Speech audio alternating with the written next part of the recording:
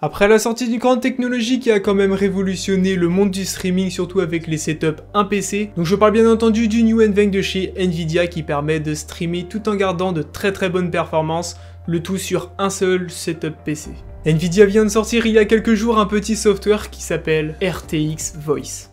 Alors avant que le sujet de la vidéo commence, je voulais vous parler de mon sponsor qui est GoodOffer24. Je vous en avais déjà parlé dans ma vidéo d'installation de Windows, alors si vous recherchez un Windows 10 Pro pas cher, eh bien il y en a un sur le site à 12,56€ avec le code promo de -20% FR20. De toute façon, tous les liens sont en description. Il ne vous reste plus qu'à choisir le mode de paiement de votre choix et vous allez recevoir votre code par mail en moins de 5 minutes. C'est tout. Bonne vidéo. Eh bien bonjour tout le monde les gars, c'est Frelari et aujourd'hui je voulais vous faire une petite vidéo sur la toute nouvelle technologie de Nvidia, RTX Voice. Alors qu'est-ce que c'est exactement? Donc c'est un petit software en fait à installer sur votre PC et ça permet de supprimer, pas de réduire, carrément de supprimer tout le background noise. Donc c'est-à-dire supprimer tous les bruits de fond, tous les bruits environnement sur votre micro. Ça peut être très intéressant par exemple si vous êtes streamer et que vous utilisez OBS, XSplit et ou vous utilisez par exemple un logiciel de communication en VoIP tel que Discord, TeamSpeak, Skype, Zoom, etc. D'accord? Ça marche avec tous les logiciels dont on peut mettre le micro. Vous avez certainement déjà vu cette vidéo virale qui tourne depuis plusieurs jours sur Twitter, où le streamer Bernacule a testé cette technologie dans ses derniers retranchements. C'est-à-dire avec un gros maillet et un gros ventilateur qui tournait à fond. Et le résultat fut plus que bluffant car aucun des bruits des appareils n'a été détecté par le micro. Sacrée intelligence artificielle. Et là vous allez me dire, ok c'est bien beau tout ça, mais est-ce que ça fonctionne avec toutes les cartes graphiques? Alors pour l'instant, il faut savoir que ça fonctionne qu'avec les RTX, car ça utilise en fait les Tensor Core de ces dernières, mais comme le logiciel est toujours en bêta, et en fait Nvidia travaille sur le logiciel pour l'améliorer de plus en plus, et donc vers une compatibilité vers les GTX. Et les gars, vous avez une GTX? Pas de souci, vous pouvez quand même utiliser RTX Voice avec votre GTX en suivant juste un petit guide sur jeuxvideo.com, donc je le mettrai dans la description et vous aurez juste à suivre les étapes et vous pouvez utiliser le logiciel comme si vous avez une RTX. Normalement, les cartes de série GTX 10, eh bien elles fonctionnent. Après, il me semble que les séries 900, j'avais cru voir qu'elles ne fonctionnaient pas. Mais testez quand même, d'accord, ça vaut toujours le coup de tester car je pense que c'est au cas par cas. Maintenant les gars, on va se retrouver sur le bureau et je vais vous montrer comment installer le logiciel. Allez, let's go. Bien, alors on se retrouve sur le bureau, donc tout ce que vous aurez à faire, c'est de vous rendre dans la description de la vidéo et puis de cliquer sur le lien qui vous redirigera automatiquement sur le lien officiel de Nvidia, donc pour télécharger le logiciel RTX Voice. Donc pour ça vous descendez un tout petit peu, donc sur Setup Guide, vous cliquez sur Download the App, et une fois que vous l'avez téléchargé, eh bien vous l'installez. Logiquement, il ne devrait pas vous demander de redémarrer votre ordinateur, mais si vous le demande, faites-le. Après, si vous voulez savoir comment configurer votre micro directement dans l'application VoIP que vous préférez, donc par exemple Discord, OBS ou autre, si vous descendez un tout petit peu plus bas sur le même site où vous avez téléchargé le logiciel, il vous explique comment configurer votre entrée de micro en fonction du logiciel que vous utilisez et que vous voulez utiliser. Une fois que vous avez lancé le logiciel, donc là on a Input Device, donc il va nous demander de sélectionner notre microphone.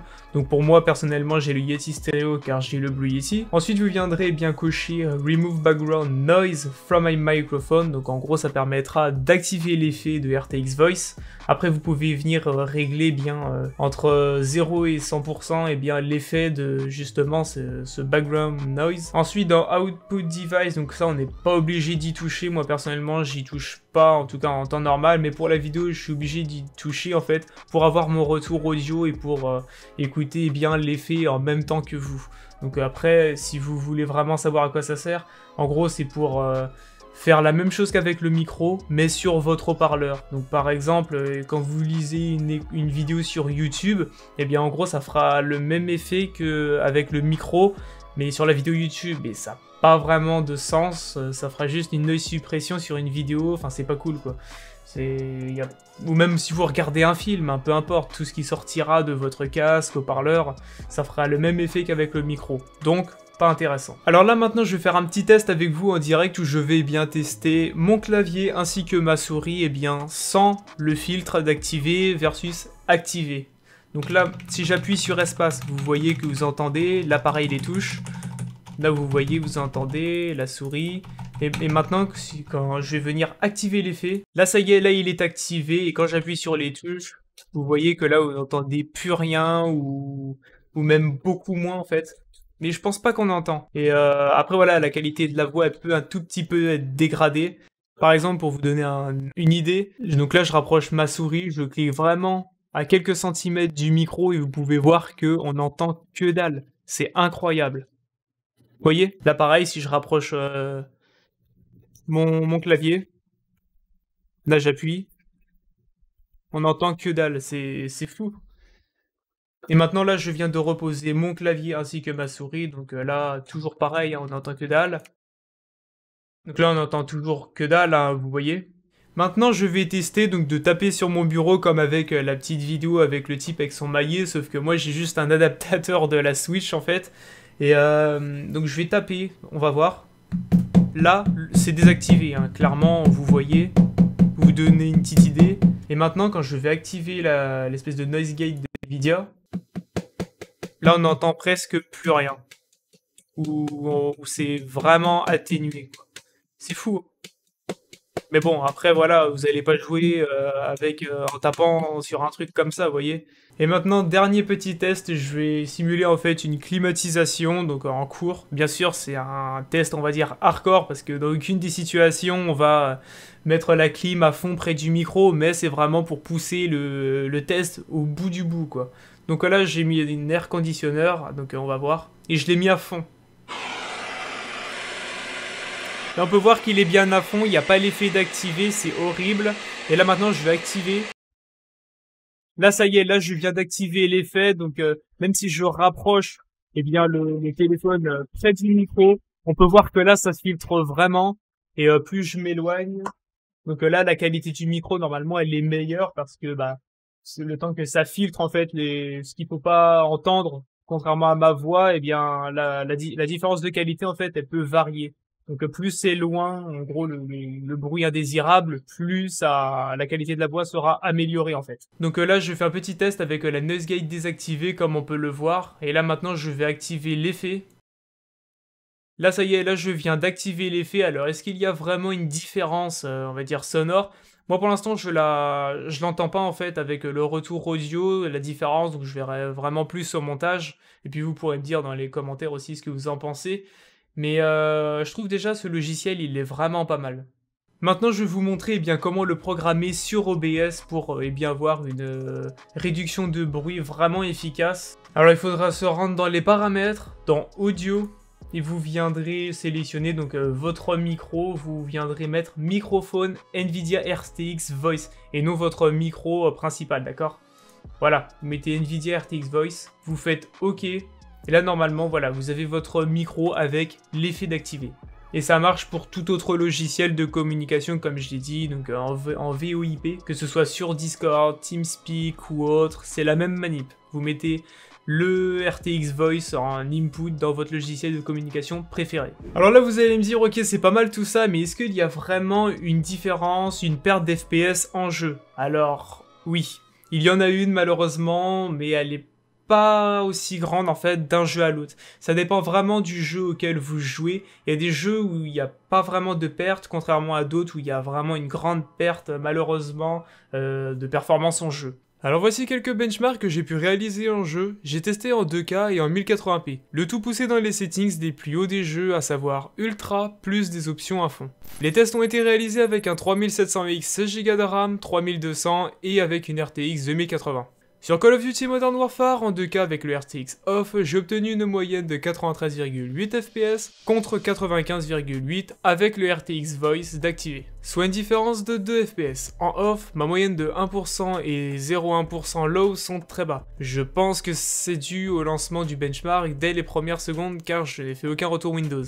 Bien entendu, je vous laisse faire pause si vous voulez voir en détail. En 1080p avec le RTX Voice Off, j'ai obtenu 144,6 FPS en moyenne contre 130,8 en l'activant, soit une différence de 14 FPS en moyenne. Sur Apex Legends maintenant donc sur le stand de tir, alors pourquoi le stand de tir vous allez me dire? Car je suis sûr que la zone, donc les effets et les textures seront les mêmes d'un benchmark à un autre, contrairement à une game classique où plusieurs facteurs peuvent dépendre. En 2K avec l'option en off, j'ai eu 139,8 contre 141,6 FPS avec le voice on.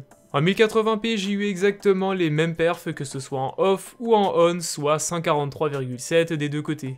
Sur Overwatch en 2K, j'ai atteint les 135,1 fps en off et 115,2 en on, donc une différence de 20 fps en moyenne. Et en 1080p, 162,5 fps en off et 149,4 en on, soit 13 fps en moyenne. Et pour finir, sur Forza Horizon 4 en 2K extrême, j'ai atteint les 121,4 en off contre 112,4 en on, soit une différence de 11 fps. Et en 1080p, 149,7 en off contre 138 avec une différence d'un fps. Alors ce qu'il faut savoir, surtout avant de lui cracher dessus, c'est que ce logiciel est toujours en bêta, d'accord? Nvidia est en train de le faire évoluer de semaine en semaine, même de jour en jour, et là comme il y a le Covid-19 actuellement, et bien les équipes d'Nvidia n'ont pas pu encore le finaliser, donc lors des prochaines mises à jour dans les prochaines semaines, et bien il sera amené à être de plus en plus complet et de plus en plus précis, et aussi un gain important sur les performances. Mais en tout cas, juste le logiciel comme ça, où ça permet de réduire les bruits de fond, et je trouve vraiment de manière efficace. Je crois pas qu'il y a d'autres logiciels qui existent, en tout cas c'est la première fois que je vois ça, et ben, je le trouve vraiment efficace quoi, comme logiciel, il est vraiment pas mal. Après bon, il y a une toute petite perte de qualité, on va dire, audio, mais après ça dépend. Là j'ai fait vraiment des tests, on va dire, où je poussais le logiciel dans ses derniers retranchements, je faisais des trucs abusés, ou dans des conditions telles que nous on joue, on n'aura jamais une clim à fond près du micro par exemple. Mais juste pour vous donner une idée, en tout cas pour camoufler des bruits de clic ou des bruits de clavier notamment, je pense particulièrement avec des Switch MX Blue, et bien là ça pourra vraiment en tout cas aider à camoufler et éviter de gêner, et bien de venir embêter en fait les coéquipiers par exemple sur Discord où on entend vraiment les Switch Blue quoi. Mais en tout cas voilà, en tout cas les gars, j'espère que vous avez aimé. Si c'est le cas, n'oubliez pas de laisser un petit like comme d'habitude, de vous abonner si ce n'est pas déjà fait, de vous follow à ma chaîne Twitch. D'ailleurs j'ai vraiment repris les streams, je stream presque tous les soirs, donc ça c'est cool, et puis moi je vous dis à la prochaine. Allez, à très bientôt, c'était Frélard, salut.